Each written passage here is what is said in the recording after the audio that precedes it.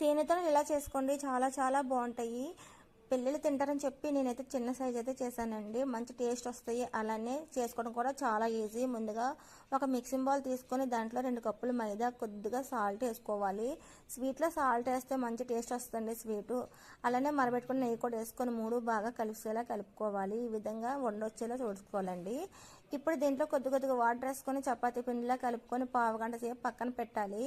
పావుగంట తర్వాత kitchen platform చపాతీలా చేసి ఆ చివర ఈ చివర వదిలేసి చాకుతో డాట్స్ పెట్టి ఇలా మడత పెట్టుకోవాలండి.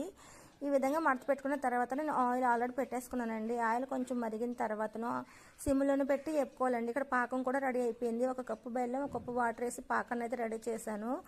స్టవ్ ఆఫ్ చేసి కొద్దిగా యాలచీ పౌడర్ వేసానండి. యాలచీ పౌడర్ వేసుకొని స్టవ్ ఆఫ్ చేసేసుకోవాలి. ఇవి వేగిపోయినాయి కదండి, వాటిని పాకంలో వేసేసి ప్లేట్లో తీసుకోవాలి. చాలా ఈజీ, చూసారా? తింటే మంచి టేస్ట్ వస్తుందండి. Okay friends, bye.